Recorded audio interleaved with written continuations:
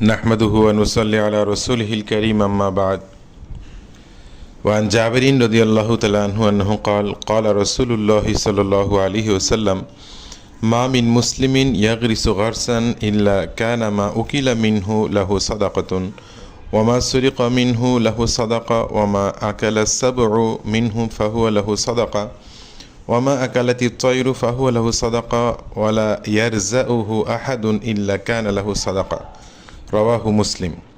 হযরত জাবির রাদিয়াল্লাহু তাআলা আনহু থেকে বর্ণিত, রাসূলুল্লাহ সাল্লাল্লাহু আলাইহি ওয়াসাল্লাম ইরশাদ করেন, যখনই কোনো মুসলমান কোনো গাছ লাগায় আর এই গাছ থেকে যেই খাবে সেটা তার জন্য সদকা বলে গণ্য হবে, এবং কেউ যদি ওখান থেকে কোনো কিছু চুরি করে এটাও তার জন্য সদকা হিসেবে গণ্য হবে। কোনো হিংস্র প্রাণী যদি ওই গাছ থেকে খায়, তার ফল ইত্যাদি খায়, তবে এটাও তার জন্য সদকা হিসেবে গণ্য হবে। কোনো পাখি যদি ওই গাছ থেকে ফল খায় তবে এটাও তার জন্য সদকা হিসেবে গণ্য হবে। ওখান থেকে ওই গাছ থেকে যেই উপকৃত হবে, যেই কিছু গ্রহণ করবে, এটাই তার সদকা হিসেবে গণ্য হবে, সে সদকার সওয়াব পাবে। মুসলিম শরীফ থেকে হাদিসটা নেওয়া হয়েছে।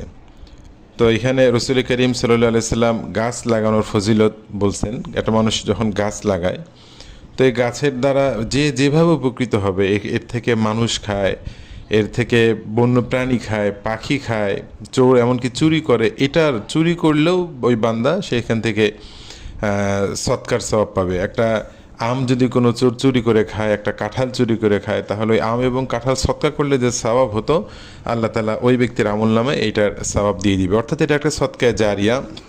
গাছ লাগানোর প্রতি সকলের উদ্বুদ্ধ হওয়া উচিত।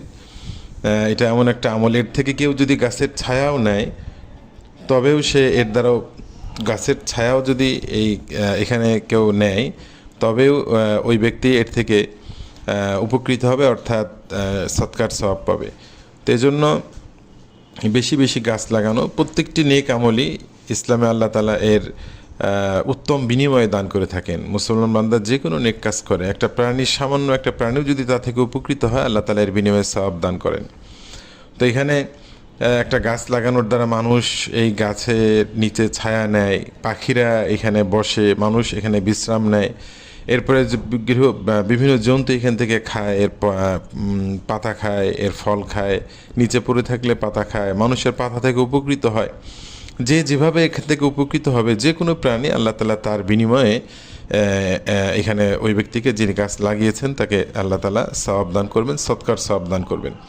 এই জন্য আমাদের বেশি বেশি গাছ লাগানো উচিত, এবং এটা একটা সদকায়ে জারিয়া, এর প্রতি সকলের উদ্বুদ্ধ হওয়া উচিত। আল্লাহ তাআলা আমল করার তৌফিক দান করুন।